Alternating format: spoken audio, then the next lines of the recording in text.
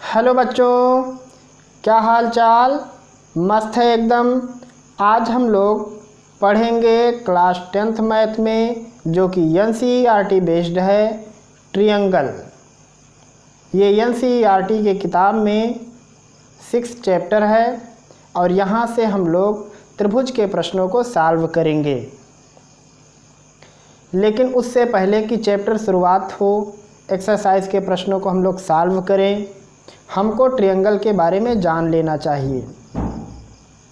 अक्सर बच्चे ज्योमेट्री या रेखागणित या ज्यामिति सुनते ही आधे से ज़्यादा चिंता में आ जाते हैं, क्योंकि जो ये होता है रेखागणित होता है, ज्योमेट्री, कहीं ना कहीं तो बेस ऐसी कमज़ोर हो जाती है कि अक्सर समझ में नहीं आता, क्योंकि इसमें प्रूफ करने वाले सवाल बहुत ज़्यादा आते हैं। लगभग सवाल वही रहते हैं, बस थोड़ा बहुत फिर आ जाता है, कहीं कंस्ट्रक्शन का सवाल आ जाता है, रचनाएं करनी रहती हैं, नहीं तो अक्सर हमको प्रूफ ही करना रहता है सभी प्रश्नों को। तो इसमें आपको महारत कैसे हासिल होगी, कैसे आपकी समस्या का निदान होगा कि आप जो हर बार फंस जाते हैं प्रूफ करने वाले सवालों में, तो आखिर उससे कैसे बचा जाए। तो उसके लिए आपको थ्योरम यानी जो प्रमेय है, वो प्रमेय आपको बहुत अच्छे से आना चाहिए हर एक चीज़ का। जैसे त्रिभुज है तो त्रिभुज के प्रमेय आपको पता होने चाहिए, सर्कल पढ़ रहे हैं तो सर्कल का प्रमेय या थ्योरम आपको पता होना चाहिए। आपको थ्योरम जब अच्छे से पता रहेगा तभी आप जा कर के किसी भी ज्योमेट्री के प्रश्न को बड़े आसानी से प्रूफ कर सकते हैं। आज के सेशन में हम लोग जो सीखने वाले हैं वो है ट्रायंगल का कुछ बेसिक पार्ट, और उसके बाद हम लोग आज ही सॉल्व करेंगे एक्सरसाइज 6.1 भी। और आपको जो ट्रायंगल पढ़ना है, इस ट्रायंगल में आपको ट्रायंगल की जो प्रॉपर्टी पढ़नी है वो है सिमिलर, यानी समरूप। त्रिभुज की समरूप वाला गुण आपको पढ़ना है। आप 9th क्लास में त्रिभुज की सर्वांगसम का गुण पढ़ के आए हैं, कांग्रुएंसी पढ़ के आए हैं, और यहाँ पे आपको सिमिलैरिटी पढ़नी है। तो आज हम आपको बताएंगे कि ट्रायंगल की सिमिलैरिटी क्या होती है, उसकी कांग्रुएंसी यानी सर्वांग समता क्या होती है, दोनों के बीच में डिफरेंस क्या होता है, त्रिभुज कितने प्रकार के होते हैं अगर एंगल की निगाह से देखा जाए, और अगर साइड की निगाह से देखा जाए तो फिर त्रिभुजों के प्रकार क्या होंगे। इन सब बेसिक बातों पर हम लोग चर्चा करेंगे, और आगे आने वाले पार्ट में हम लोग ट्रायंगल के थ्योरम को प्रूफ करेंगे, और उस थ्योरम से रिलेटेड क्वेश्चन को कैसे सॉल्व करते हैं उस पर भी हम लोग चर्चा करेंगे। तो बने रहिएगा वीडियो में शुरुआत से लेकर के अंत तक। और अगर आप तक ये वीडियो किसी माध्यम से पहुंचा है और आपको लगता है कि ये वीडियो या ये चैनल आपके लिए हितकारी है, तो हो सकेगा तो चैनल को सब्सक्राइब कर लीजिए और अन्य दोस्तों तक शेयर भी कर दीजिए, ताकि हमारा प्रयास उन तक भी पहुँच सके। वैसे आपकी मर्ज़ी है। खैर, हम लोग शुरुआत करते हैं अपने आज के टॉपिक की, ट्रायंगल की। ये है आपका चैनल सीक्रेट यस5 ट्यूटोरियल, और मैं यस खान आपके ही इस चैनल में तहे दिल से इस्तकबाल करता हूँ। आइए शुरुआत करते हैं आज के टॉपिक, आज के सेशन की। टॉपिक है हमारा ट्रायंगल या ट्रायंगल, त्रिभुज। ये आपके किताब का 6th नंबर का चैप्टर है।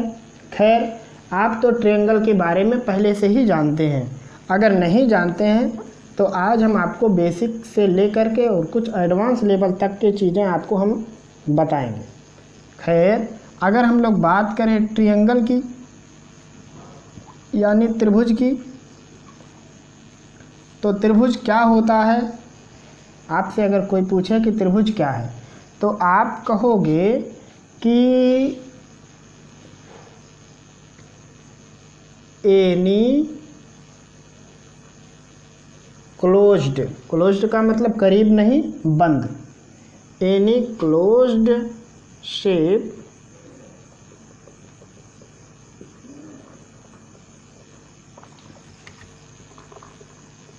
with 3 straight line, 3 सीधी रेखाओं से बंद कोई भी आकृति हो, वो क्या होगी, त्रिभुज। लेकिन शर्त है लाइन सीधी होनी चाहिए। जैसे अगर हम कहें आपसे ये क्या त्रिभुज है? तो ये त्रिभुज नहीं है। रीजन क्या दोगे? क्योंकि इसमें 2 लाइन तो स्ट्रेट है और तीसरा कर्व है, इसलिए ये ट्रायंगल नहीं है। ट्रायंगल के लिए शर्त है, कंडीशन है। वो कंडीशन यह है कि पहली बात तो जो शेप है वो क्लोज होना चाहिए, मतलब कहीं खुला नहीं होना चाहिए। दूसरा कंडीशन है कि जो साइड इसको क्लोज कर रही है, जो रेखाएं इनको बंद कर रही हैं, वो रेखाएं कैसी होनी चाहिए? बिल्कुल स्ट्रेट होनी चाहिए। तो ये तो हो गया ट्रायंगल के बारे में।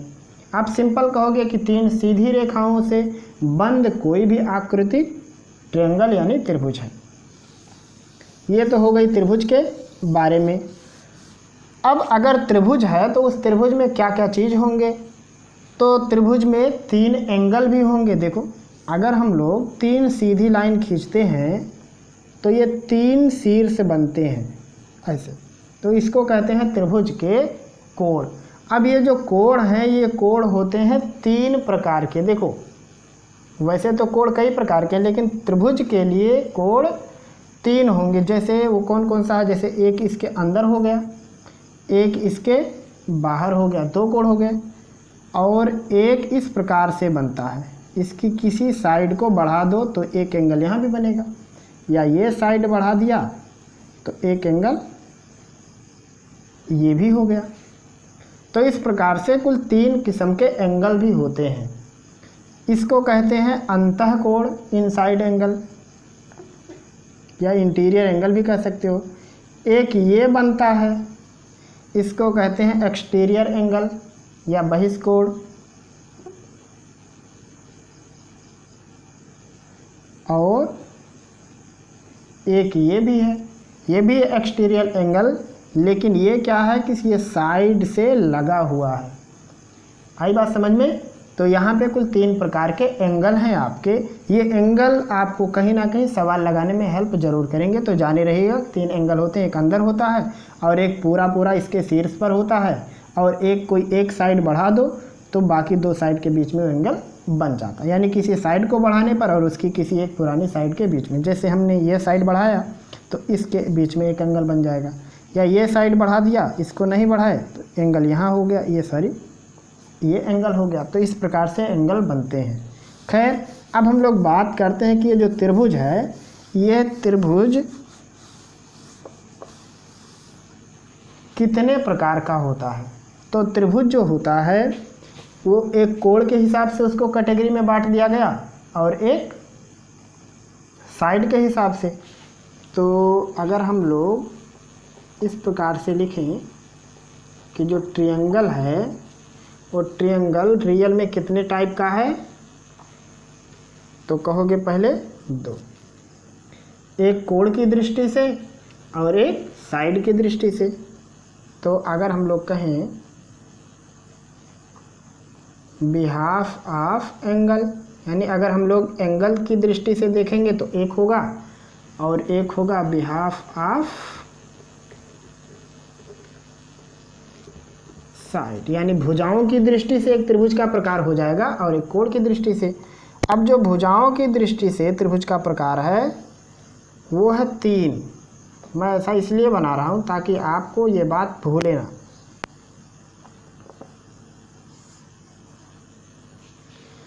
अब कौन कौन से हैं? अगर हम लोग कोण की दृष्टि से देखें और भुजाओं की दृष्टि से, तो कोण हमारे बेसिक जो होते हैं, जो कि ट्रायंगल का निर्माण कर सकते हैं, वो 3 होते हैं। एक होता है न्यून कोण, न्यून कोण का मतलब 90 से कम।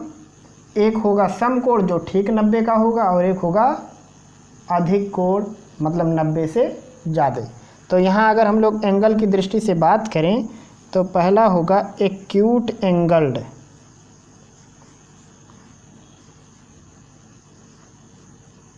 ये मैं टी लिख दे रहा हूँ, समझ जाइएगा, ट्रायंगल है। एक्यूट एंगल्ड ट्रायंगल यानी न्यून कोण, ये मैं त्रिभुज बना देता हूँ, इसे समझ जाएगा कि यह न्यून कोण त्रिभुज। न्यून कोण त्रिभुज का मतलब क्या होगा कि त्रिभुज के तीनों कोण 90 से कम होंगे, यानी all angles of triangle, T लिख देता हूँ, आर लेस देन 90 डिग्री। त्रिभुज के सभी कोण 90 से छोटे होंगे, यानी कोई भी कोण 90 अंश से बड़ा नहीं होगा, सब उससे कम ही होंगे। दूसरा होगा त्रिभुज का प्रकार कोण के हिसाब से राइट एंगल्ड ट्रायंगल, इसको हिंदी में कहते हैं समकोण त्रिभुज। अब समकोण त्रिभुज की खासियत क्या होती है कि कोई एक कोण 90 अंश का होगा। और एक बात नोटिस कीजिए, ध्यान में रखिए कि त्रिभुज में दो कोण 90 अंश के नहीं होंगे, केवल और केवल एक ही होगा, एक से अधिक 90 अंश के कोण नहीं हो सकते हैं। तो इसमें लिखेंगे only one angle, only one, या लिख सकते हैं एनी वन ऐसा। तो ओनली वन एंगल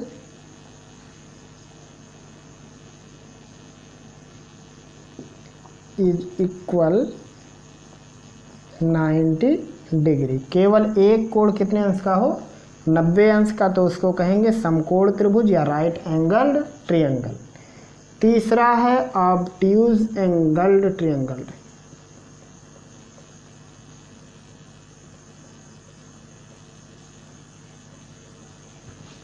इसको हिंदी में कहते हैं अधिक कोण त्रिभुज। अब अधिक कोण त्रिभुज का मतलब होगा कि एक कोण 90 से ज़्यादा होना चाहिए, और इसमें भी वही बात, 90 से ज़्यादा अंश के दो कोण नहीं हो सकते, केवल एक ही होंगे। तो यहाँ क्या लिखेंगे? ओनली वन एंगल या any one is greater than 90 degree. कोई एक कोण 90 से ज़्यादा हो। और जो ट्रायंगल होता है, ट्रायंगल का जो मेन प्रॉपर्टी है वो क्या है? अगर एंगल के हिसाब से देखा जाए तो तीनों एंगल मिला के 180 डिग्री होता है। यानी लिख सकते हैं कि सम ऑफ इंटीरियर एंगल्स, जो अंदर उसके होते हैं, यानी अंतः कोण इसको कह सकते हैं, इज 180 डिग्री। आ गई बात समझ में? तीनों कोणों का योगफल कितना होता है? 180। अब मैं आपको समझाता हूं कि दो कोण 90 के क्यों नहीं हो सकते।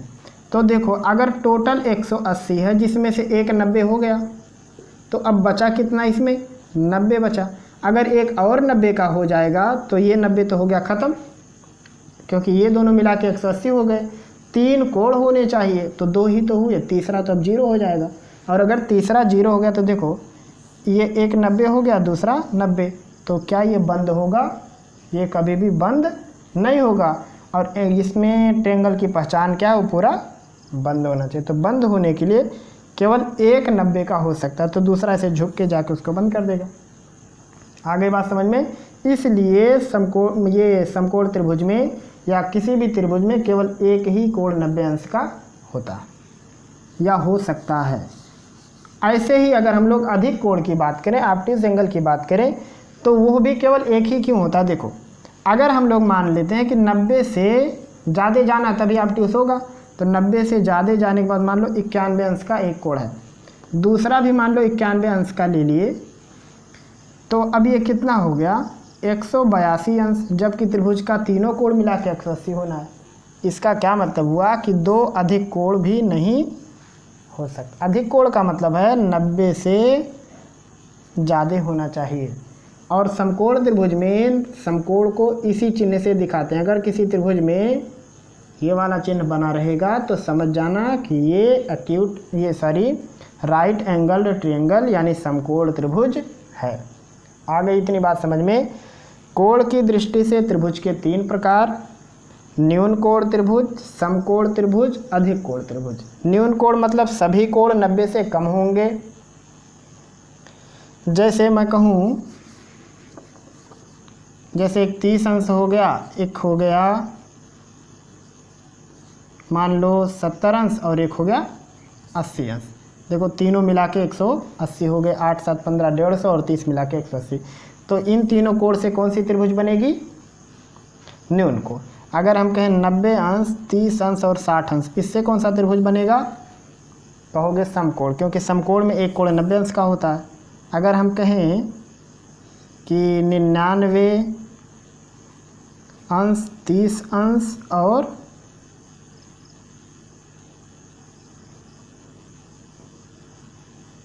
51 अंश, इससे कौन सा त्रिभुज बनेगा? तो आप कहोगे अधिक कोण त्रिभुज बनेगा। क्यों बनेगा? क्योंकि एक कोण 90 से ज़्यादा है, इसलिए बनाएगा ये अधिक कोण। तो अधिक कोण त्रिभुज का पहचान एक कोण 90 से ज़्यादा होगा। समकोण का पहचान एक कोण 90 अंश का होगा और न्यून कोण का तीनों कोण 90 से कम होंगे। अब हम लोग देखते हैं कि साइड की दृष्टि से कितने रूप होंगे त्रिभुज के। तो इसके भी कुल 3 रूप हैं। एक है, देखो क्रम कोई भी हो सकता है, ऐसा नहीं कि पहले न्यून कोण कहेंगे फिर समकोण कहेंगे, किसी भी क्रम से कहेंगे, लेकिन कहेंगे कि 3 होंगे एंगल की दृष्टि से। ऐसे साइड की दृष्टि से भी 3 हैं। एक हो गया हमारा स्केलिन ट्रायंगल। स्केलिन का मतलब होता है विषम बाहु।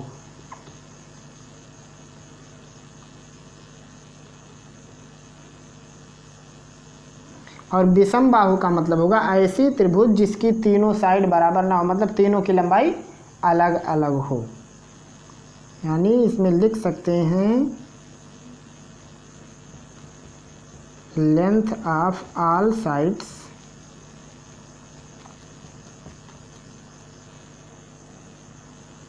Are inequal.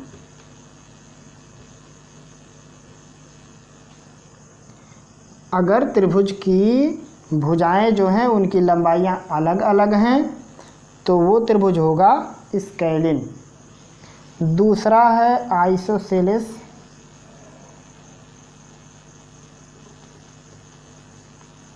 ट्रायंगल। इसको हम लोग कहते हैं समद्विबाहु त्रिभुज। समद्विबाहु त्रिभुज का मतलब होगा ऐसी त्रिभुज जिसकी 2 भुजाएं बराबर होंगी। यानी लिखेंगे लेंथ ऑफ एनी 2 साइड्स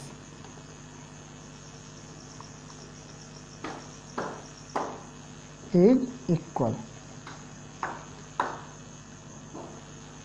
त्रिभुज की किसी भी 2 साइड की लंबाई अगर बराबर है तो उसको कहेंगे आइसोसेलेस ट्रायंगल, यानी समद्विबाहु त्रिभुज। तीसरा है इक्विलैटरल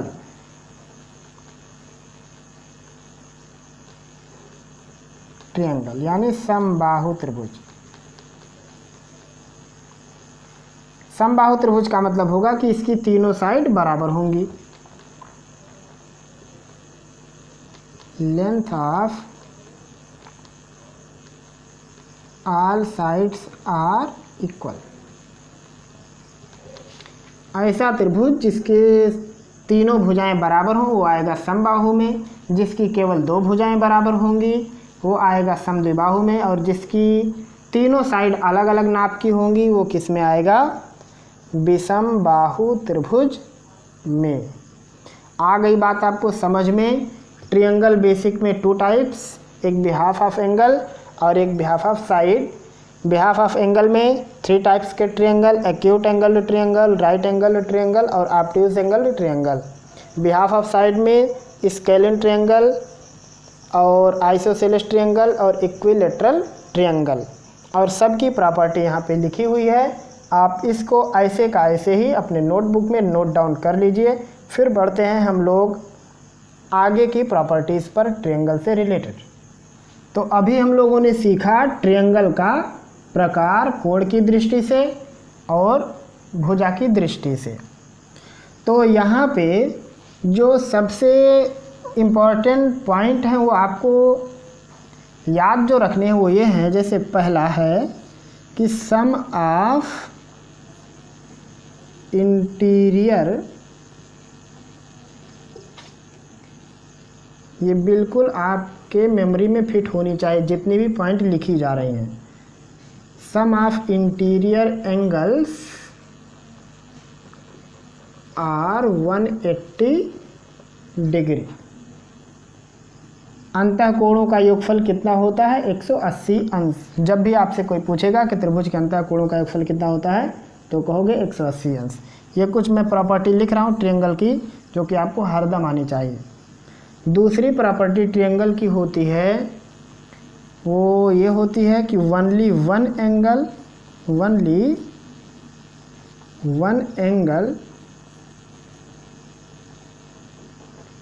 कैन बी 90 डिग्री और above 90 degree.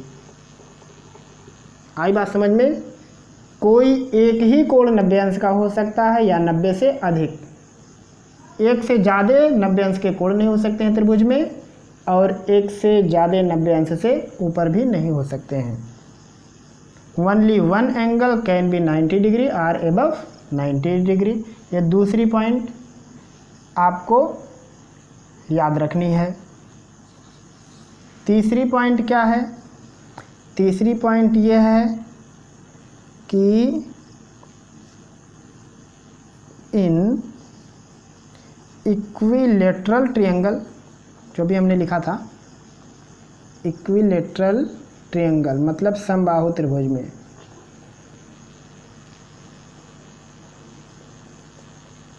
all angles are equal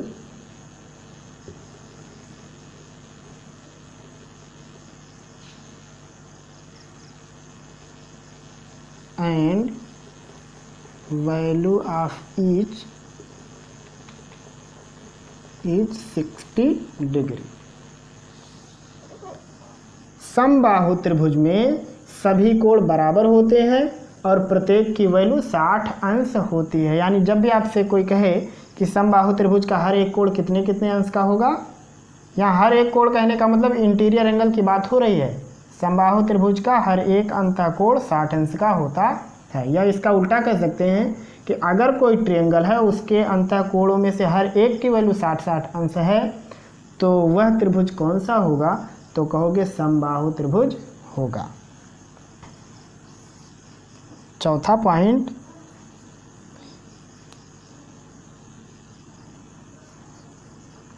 in isosceles triangle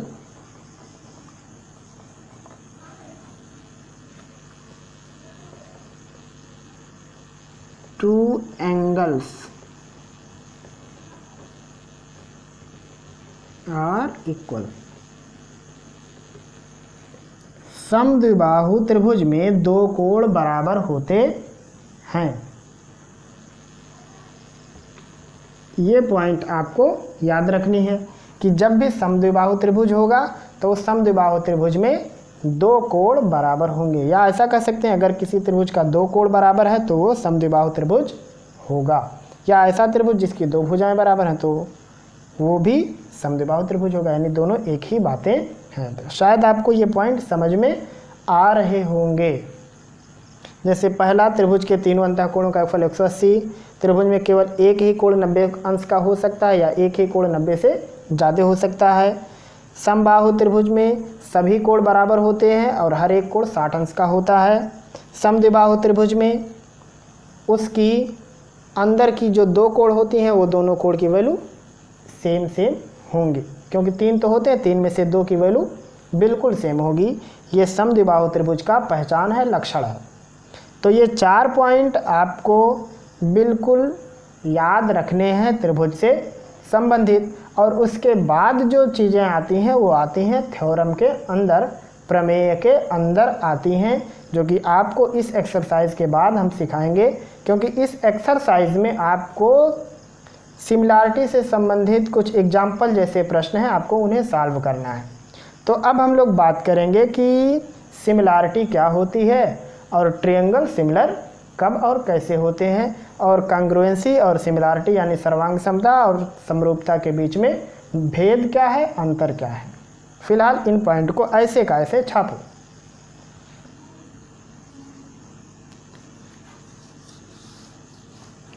तो अभी हम लोगों ने त्रिभुज के कुछ प्रॉपर्टी पढ़े, त्रिभुज के कुछ गुण पढ़े साइड से और एंगल से रिलेटेड। अब हम लोग बात कर रहे हैं उन्हीं प्रॉपर्टी के क्रम में आगे बढ़ते हुए, इसकी एक और प्रॉपर्टी है, वो है सिमिलैरिटी, यानी समरूपता। जैसा नाम वैसा काम है।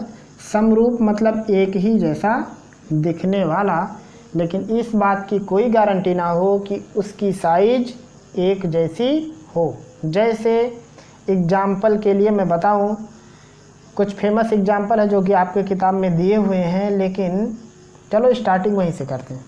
जैसे आपके किताब में दिया हुआ है ताजमहल का जिक्र। अब अगर मैं खिलौने वाला एक ताजमहल ले लूँ, जैसे खेलने के लिए मिलता है या गिफ्ट वगैरह के लिए मिलता है, तो मान लो उसकी साइज़ कुछ छोटी है और जो रियल में है उसकी साइज़ कुछ अलग है। इसके अंदर मान लो ये कुछ अलग टाइप का है। मान लो यहाँ हम इमेज नहीं बना रहे हैं, वैसे मैं बता रहा हूँ आपको कि एक स्मॉल है और एक लार्ज है, एक छोटा एक बड़ा है, लेकिन दोनों ही ताजमहल है। मतलब दोनों का रूप एक जैसा है, दोनों देखने में ताजमहल ही लग रहे हैं, लेकिन दोनों की साइज अलग अलग है।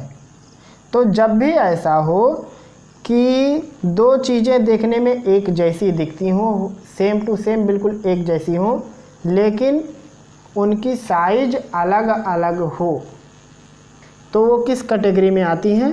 समरूप वाली कैटेगरी में आती हैं। अगर साइज एक जैसी हो गई तब भी समरूप है, लेकिन तब समरूप के साथ साथ सर्वांगसम भी हैं। सर्वांगसम का सबसे मेन पहचान यही है कि उसमें दो चीज़ें बिल्कुल एक जैसी एक ही नाप की होती हैं। जैसे हम बात करें अगर अपने हथेली की, तो दोनों हथेली अगर एक जैसी हैं और एक ही साइज की हैं, तो दोनों हथेली क्या कहलाएंगी? सर्वांगसम या कांग्रुएंट कहलाएंगी। लेकिन अगर हम अपनी हथेली का एक फ़ोटो खींचें और वो फ़ोटो छोटा सा हो, बिल्कुल हमारी हथेली जैसा ही है, तो अब ये मेरा रियल और वो फ़ोटो दोनों क्या कहलाएंगे? सिमिलर कहलाएंगे। इस बार सर्वांगसम नहीं कहलाएंगे, क्योंकि दिख एक जैसे रहे लेकिन साइज अलग अलग है। तो जब भी साइज अलग अलग हो लेकिन एक जैसे दिखते हो तो किस में आएंगे? समरूप में। और अगर साइज सेम है और सेम दिख भी रहे हैं तब भी समरूप होंगे, लेकिन तब समरूप के साथ साथ सर्वांगसम भी होंगे। आगे बात समझ में? जैसे हम लोग दो गेंद खरीद के लेके आए, बिल्कुल एक ही कंपनी का, एक जैसा और उतना ही बड़ा बड़ा, तो क्या होगा? एक गेंद दूसरे गेंद का सर्वांगसम कहलाएगा, कांग्रुएंट कहलाएगा। वहीं एक गेंद दूसरे गेंद का सिमिलर भी है। लेकिन अगर वैसा ही एक हम छोटा गेंद लेके आए, तो अब एक गेंद दूसरे का सर्वांगसम नहीं है, लेकिन एक दूसरे का सिमिलर ज़रूर है। आई बात समझ में?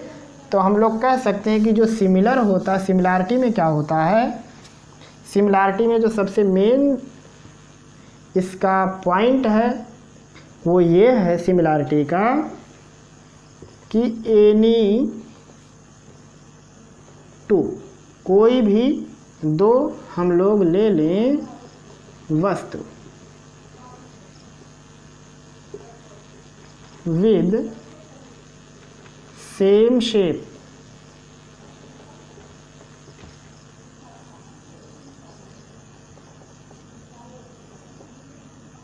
इतना ही ठीक, इससे ज़्यादा कुछ नहीं, इससे ज़्यादा मगजमारी हो जाएगा। ऐसी कोई भी दो वस्तुएं जिनका आकार एक जैसा है वो क्या कहलाएंगी? समरूप वस्तुएं होंगी। अब कोई ज़रूरी नहीं है कि उनकी साइज भी एक जैसी हो। साइज एक जैसी होगी तब भी समरूप होगा, साइज छोटी बड़ी होगी तब भी समरूप होगा। लेकिन अगर हम लोग बात करें कांग्रुएंसी की, यानी सर्वांग समता,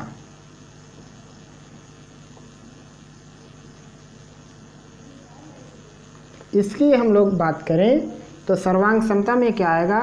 any two things with same shape and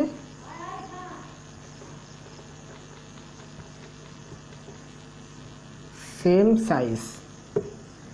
ऐसी कोई भी दो वस्तु ले लें जिनका आकार और रूप दोनों एक जैसा हो उसको कहेंगे सर्वांग सम। आ गई बात समझ में?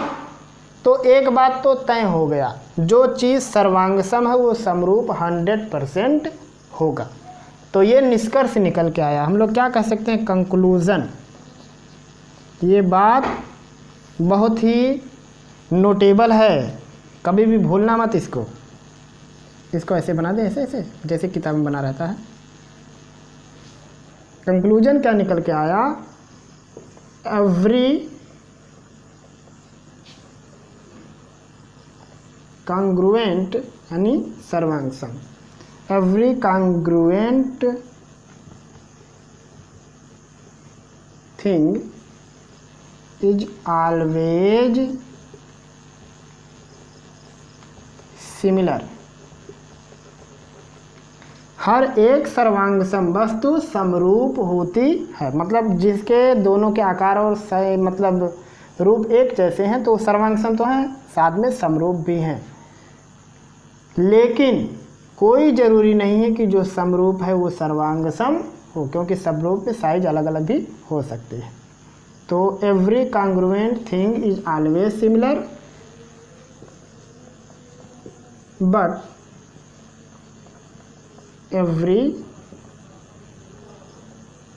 similar thing is not always congruent। ये पॉइंट बहुत ज़्यादा ज़रूरी है, बहुत ज़्यादा अहमियत रखता है। क्या है ये? हर एक समरूप चीज़, हर एक सर्वांगसम चीज़ समरूप होती है, लेकिन हर एक समरूप चीज़ सर्वांगसम नहीं होती है। आ गई बात आपको समझ में, सिमिलैरिटी और सर्वांगसमता का पहचान। ये सिमिलर कहने का मतलब होगा ऐसी दो वस्तुएं या दो से अधिक वस्तुएं जिनका आकार और मतलब अलग अलग हो चलेगा, लेकिन रूप एक जैसा होना चाहिए। सर्वांगसम में जिनका रूप और आकार दोनों एक जैसा हो वो सर्वांगसम में आएगा। जब हम लोग ट्रायंगल पढ़ते हैं तो सिमिलैरिटी का जो सिंबल यूज़ करते हैं वो ये है, और कॉन्ग्रुएंसी का जो सिंबल यूज़ करते हैं वो ये वाला है। ये दोनों सिंबल हैं। आ गई बात समझ में? तो अब हम लोग बात करते हैं सिमिलैरिटी और कॉन्ग्रुएंसी से रिलेटेड, जो कि ट्रायंगल पर बेस हैं, कुछ प्रॉपर्टी। अब हम लोग अपने ज्योमेट्री में आते हैं और देखते हैं कि ज्योमेट्री में ऐसे कौन कौन से शेप हैं जो हरदम सिमिलर होते हैं। उनकी हम लोग बात करते हैं कि आंख बंद करके कह देंगे कि हाँ ये सिमिलर है। तो कुछ चीज़ें हरदम सिमिलर होती हैं, यानी ऑलवेज सिमिलर।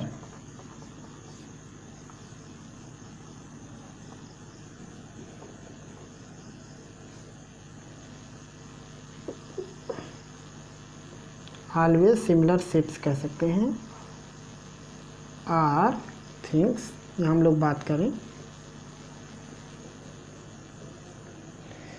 ऐसे कुछ कौन से आकार हैं या ऐसी कौन सी वस्तुएं हैं जो कि हरदम सिमिलर होती हैं, कभी भी ऐसा उसको नहीं आप पाओगे कि वो उस समय सिमिलर ना हो। तो पहला है स्क्वायर यानी वर्ग।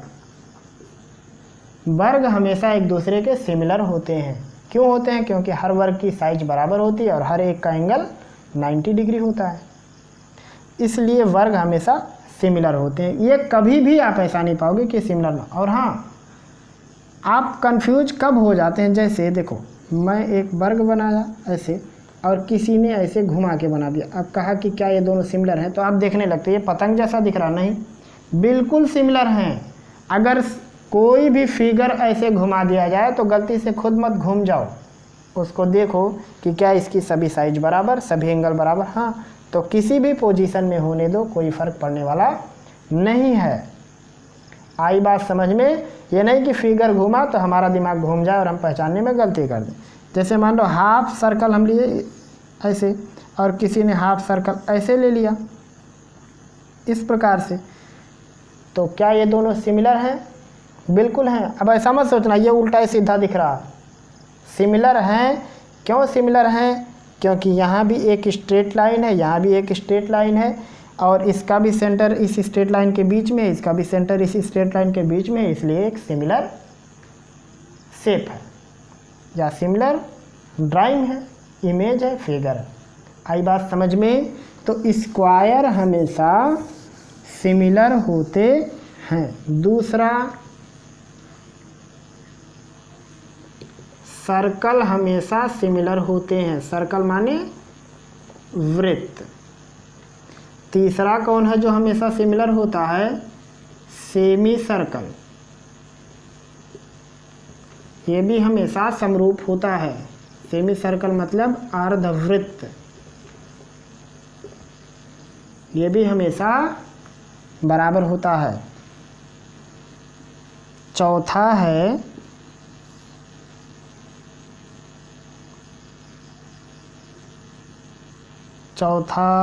हम लोग लिख सकते हैं इक्विलेटरल ट्रायंगल। इक्विलेटरल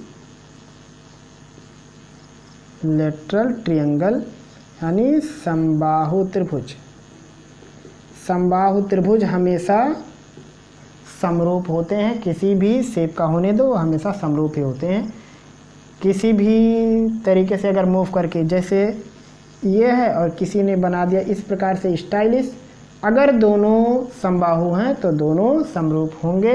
किसी भी पोजीशन में रखे हों कोई फर्क पड़ने वाला नहीं है। आई बात समझ में? पांचवा चीज, पांचवा वो है स्फेयर। वैसे ये पहुंच गए 3D में, लेकिन कोई बात नहीं, होता है तो पढ़ना पड़ेगा। कोई भी गोला हो हमेशा वो समरूप होता है। छठवां नंबर, अगर सेमी स्फेयर है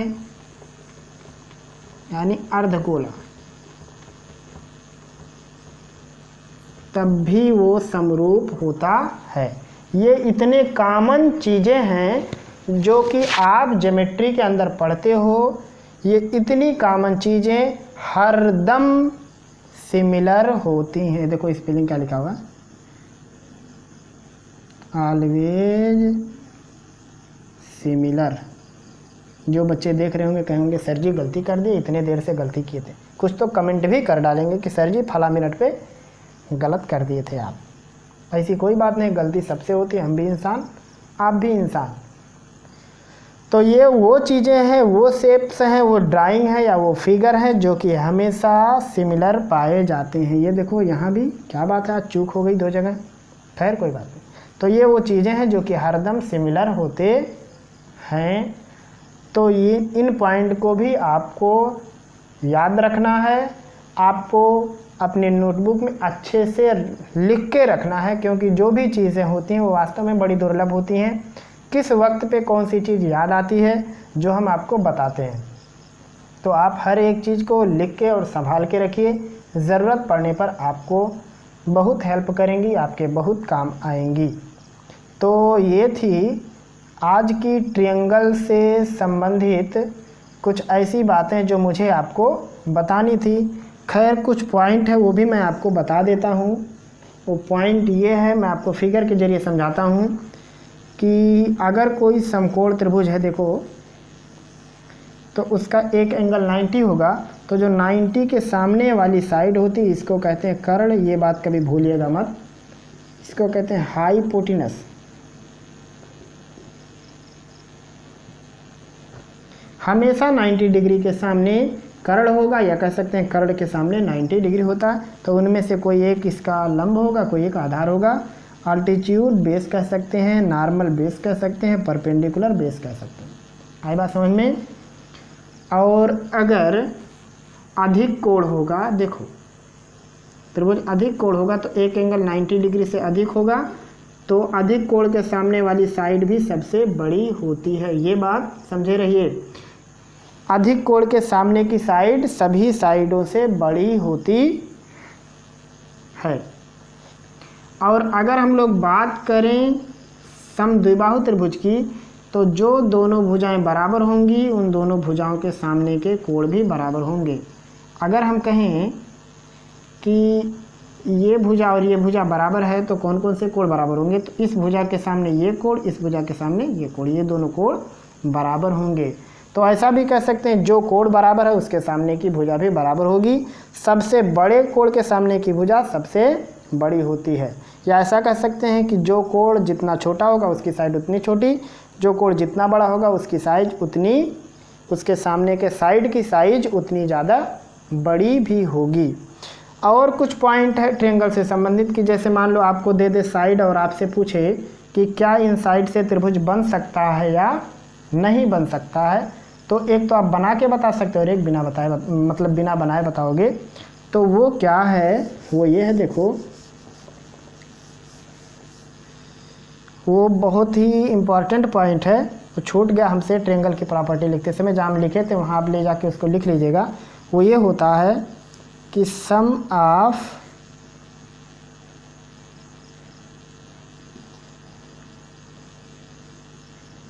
length of two sides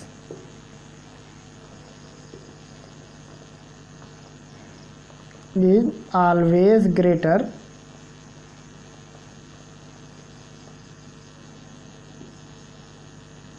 than anyone। हमेशा दो भुजाओं का योगफल तीसरे से बड़ा होना चाहिए तभी त्रिभुज बनेगा, नहीं तो नहीं बनेगा। अगर आपको साइड दिया हुआ है तो देखो मेरे कहने का मतलब, अगर मान लो आपको त्रिभुज बनाना है, दिया 3 4 5, पूछे क्या इन तीनों साइड मतलब तीनों लेंथ से क्या त्रिभुज बनेगा, तो आप देखो 3 और 4 जोड़ो तो 5 से ज़्यादा आ रहा है, 4 और 5 जोड़ो तो 3 से ज़्यादा आ रहा है, 3 और 5 जोड़ो तो 4 से ज़्यादा आ रहा है। तो हर बार दो साइड का योगफल तीसरे से ज़्यादा आ रहा है, इसलिए त्रिभुज बनाएगा। अगर हम कहें क्या इससे त्रिभुज बनेगा, तो आप 1 और 4 जोड़ोगे 2 से ज़्यादा आ रहा है, 2 और 4 जोड़ोगे तो 1 से ज़्यादा आ रहा है, लेकिन 4 और 2 जोड़ोगे, ये यहाँ पे देखो 4 और 2 जोड़ोगे 1 से अधिक हो गया, 2 और 1 जोड़ोगे तो 4 से अधिक नहीं हुआ, क्योंकि 2 और 1 का योगफल 3 ही हुआ। तो इसका मतलब ये हुआ कि इन तीनों लेंथ से कभी भी त्रिभुज का निर्माण नहीं हो सकता है। बहुत ही इंपॉर्टेंट पॉइंट है ये कि किसी भी त्रिभुज में उसकी दो साइड का योगफल हमेशा तीसरे साइड से बड़ा होता है, कभी भी तीसरे साइड से छोटा नहीं होगा, ना तो उसके बराबर भी होगा, हमेशा बड़ा होगा। तो ये थे वो पॉइंट जो मुझे आपको समझाने थे, बताने थे। खैर थ्योरम की बात करेंगे हम लोग अगले पार्ट में, अगले सेशन में। अब हम लोग सॉल्व करते हैं आज की एक्सरसाइज 6.1। ये है एक्सरसाइज 6.1 के प्रश्न जो कि बहुत ही सिंपल हैं, बहुत ही आसान हैं। कुल 3 प्रश्न हैं, चलो तीनों को सॉल्व कर देते हैं हम लोग। पहला प्रश्न दिया है, कोष्ठक में दिए गए शब्दों से सही शब्दों का प्रयोग करते हुए रिक्त स्थानों को भरिए। पहला है सभी वृत्त, कुछ गैप दिया है, फिर कह रहा होते हैं। तो अभी इससे पहले हमने आपको बताया कि सभी वृत्त कैसे होते हैं, समरूप। तो इसमें क्या भर दोगे, समरूप, ये वाला चीज़ भरा जाएगा। दूसरा सभी वर्ग, ये भी आप जानते हैं सभी वर्ग कैसे होते हैं, समरूप, ये भी मैंने आपको बताया। तीसरा सभी त्रिभुज समरूप होते हैं। तो कौन से त्रिभुज हरदम समरूप होते हैं, वह समबाहु। तो इसमें भरेंगे समबाहु त्रिभुज। चौथा भुजाओं की समान संख्या वाले दो बहुभुज समरूप होते हैं जब उनके संगत कोण, तो जब भी दो त्रिभुजों के संगत कोण बराबर हो, त्रिभुज हो बहुभुज हो कुछ भी, तो संगत कोण अगर बराबर है तो समरूप होते हैं। तो यहाँ क्या लिखा जाएगा, बराबर।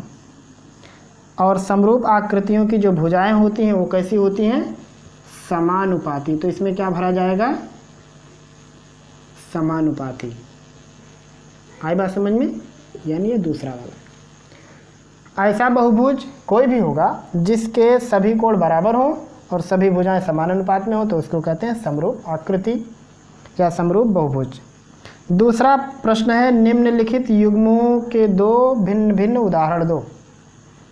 पहला समरूप आकृति, तो अभी इसी में देख लिए समरूप आकृति का दो एग्जाम्पल, एक वृत्त हो गया, एक वर्ग हो गया। जो समरूप नहीं है, यानी जो समरूप ना हो हरदम, जैसे हम लोग कह दें जैसे शंकु हो गया, बेलन हो गया, ये सब समरूप नहीं होती हैं। आई बात समझ में? जैसे हरदम समरूप नहीं होते, तो इसमें वही कहा है कि ऐसी आकृतियों का एग्जाम्पल दो जो हरदम समरूप नहीं होते हैं। या जैसे हम लोग बात करें समलंब चतुर्भुज की, तो कोई जरूरी नहीं कि हरदम समरूप हो। या अगर हम लोग बात करें सम चतुर्भुज की, तो इसमें भी कोई गारंटी नहीं है कि हरदम वो समरूप हो ही। आई बात समझ में? तो ये इसमें आप दोनों का उत्तर लिख ले जाओगे। जैसे इसमें लिख देना समरूप आकृति में वृत्त, वर्ग या समबाहु त्रिभुज, इसमें लिख देना बेलन या शंकु या सम चतुर्भुज, या लिख देना समांतर चतुर्भुज, या लिख देना समलंब। ये सब आकृतियां हरदम समरूप नहीं होती हैं। तीसरा प्रश्न है, बताइए निम्नलिखित चतुर्भुज समरूप है या नहीं।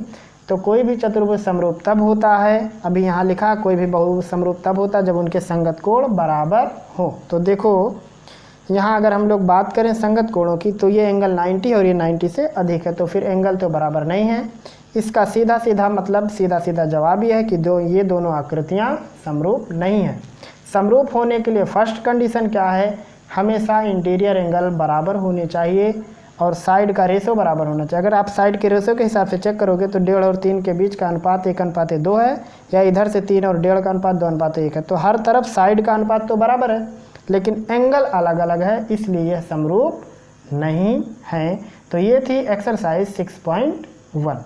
तो ये था आज का हमारा सेशन ट्रायंगल से संबंधित। इसमें हम लोगों ने ट्रायंगल से संबंधित कुछ बेसिक चीज़ें जानी हैं, कुछ बेसिक प्रॉपर्टीज़ के सीखे हैं, ट्रायंगल का टाइप हमने सीखा, कांग्रुएंसी और सिमिलरिटी के बीच में डिफरेंस क्या है, ये सारी चीज़ें हम लोगों ने सीखी।